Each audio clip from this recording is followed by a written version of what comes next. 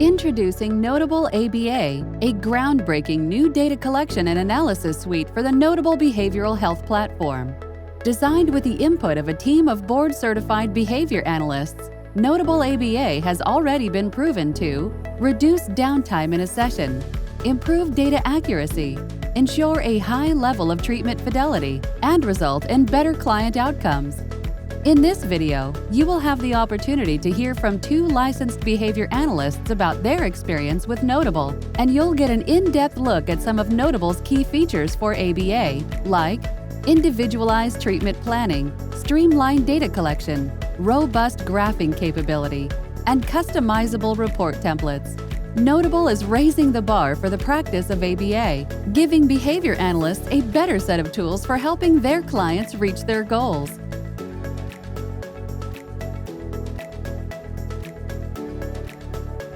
When we initially started making the transition from paper and pencil data to collecting data within the app, we had some training on how to input things in and what the different features were. But from there, it was pretty simple to input the protocols that we had in document form into the system, and then for our clinicians to start being able to see those in the system and collect data on them using the app. So I started looking at Noteable when I first started my business. I applied to be an LLC here in Baton Rouge, Louisiana, and I knew that I wanted to use an electronic data collection system. I think overall, one of the biggest differences that I noticed with Noteable is just the usability. It's very simple and straightforward figuring out how to put different objectives in for the clients that we're working with. And for our clinicians, it's been a very easy process of them being able to see that information and collect data on it in the moment. One of the huge selling points to me was that Noteable was not this cookie cutter system, that it is 100% customizable, and it is whatever my needs for my company are. I think we've all noticed a really big impact, not just with our clients, but with the quality of work that we're able to do. It's also been really great for our clients' families, because when we're reviewing progress, I can pull up the graph and I can show the family data that's as recent as the last session that the client had, which is really cool because then the parents can connect what they're seeing right there from the most recent session to what's being translated onto the graph. I would absolutely recommend Noteable to any ABA clinician that I came across and do. I just think Noteable is an amazing product.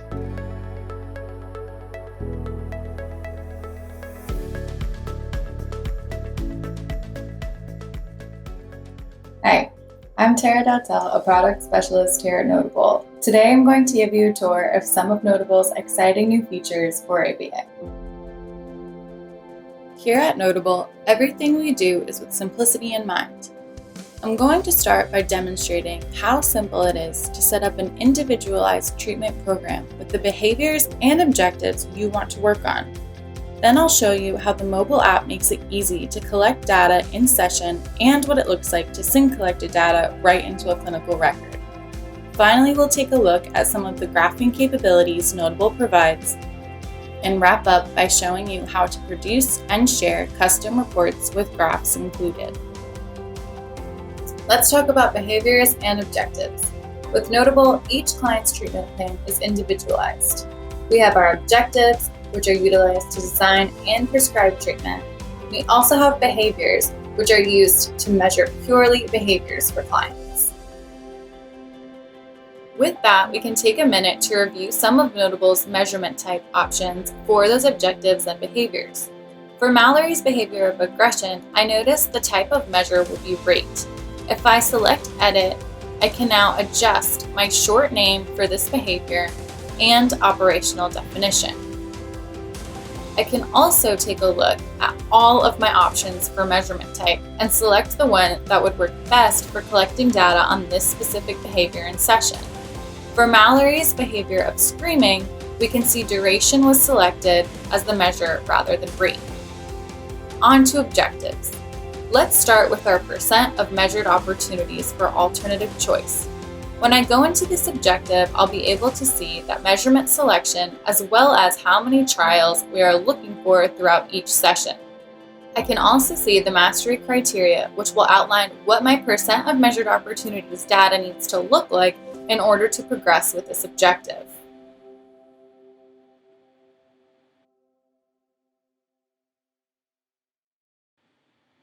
For our next measurement type, we're going to take a look at client Tim Williams. Tim is working through a task analysis for hand washing.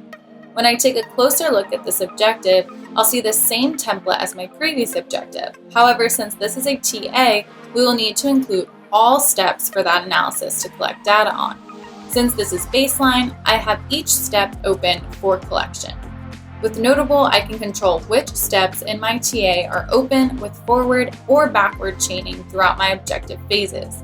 This hand washing happens to be a backward chain, so as you can see, my steps gradually open as we move throughout this objective. The last measure we'll take a look at will be with client Cliff Smith. We'll get into his duration of engagement objective and review a whole interval measure.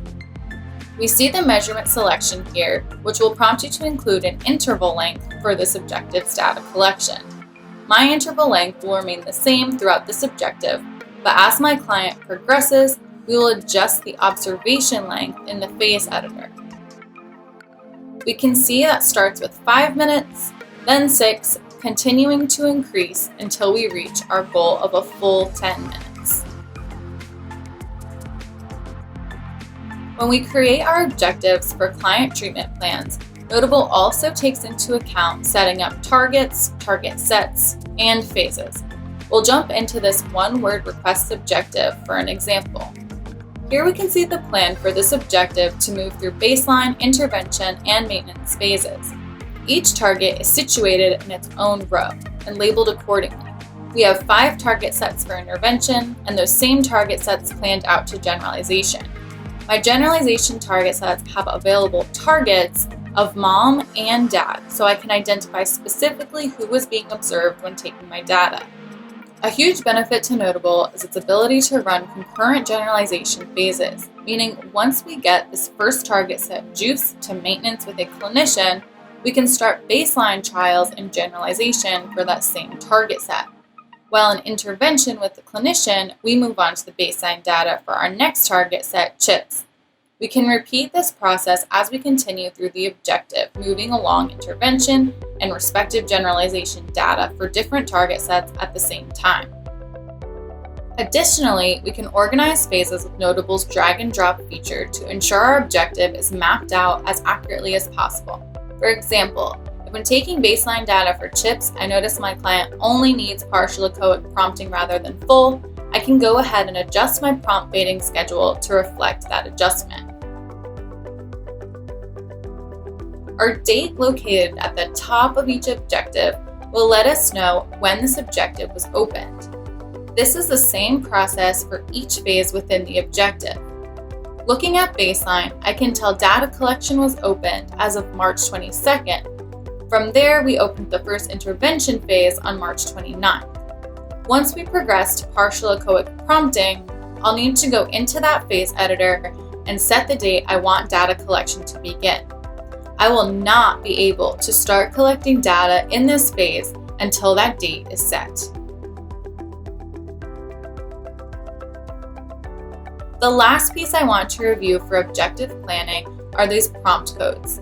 Prompt codes are customizable to what you need for each objective.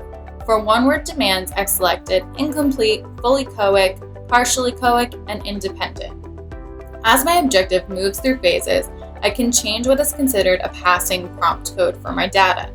Here in baseline, the only code I have selected is independent.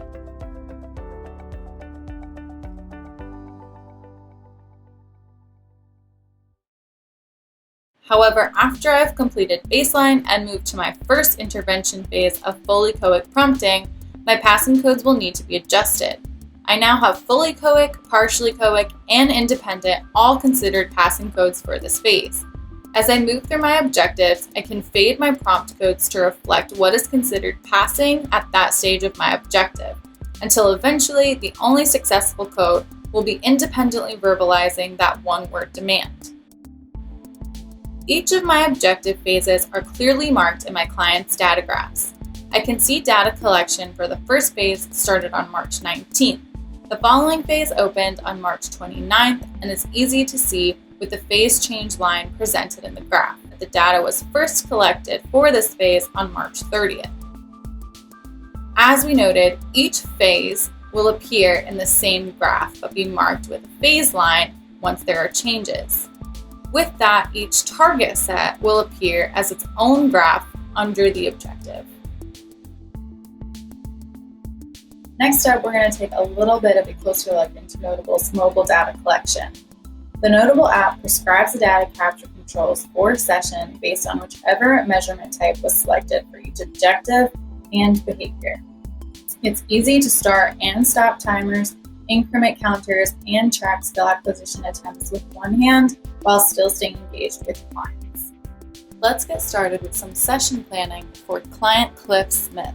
Here I can see a list of all 5 objectives Cliff is currently working on, but in the app I'm only going to select the specific objectives I want to work on today in session before clicking Start Now. This will bring me to my session view screen where I can see all the objectives I've selected for session today, as well as all behaviors being tracked for this client. In the top left corner of my app, I see my reorder option. This allows me to prioritize the view of my objectives. If I know my parent training objective is the very first thing I'm going to work on, I can move it to the top of my screen for easier access. Once I have my session organized, I can select Start. This will activate all of my data collectors and start my session time. The first data collector I want to take a closer look at is our task analysis for the parent training objective.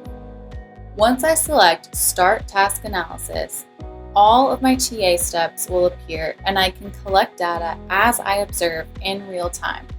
After I've finished collecting my data, I'll select Save Trial, and now I'm ready to either run another trial for this objective or move on. The second type of measure we can look at is a latency for the self-care tasks objective. Latency will give me a simple start-stop timer for each demand in this objective. What's great about Notable is the app makes it easy to collect data on objectives and behaviors at the same time. For example, if Dad asks Cliff to wash his hands, then Cliff throws magnets off of the refrigerator, we can track that property destruction without interfering with our latency timer.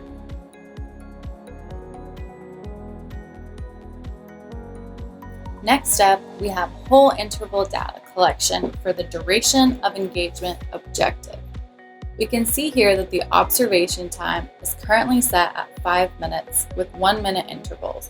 Notable will keep track of our time once I select Start Interval and notify me by vibrating after each minute has passed.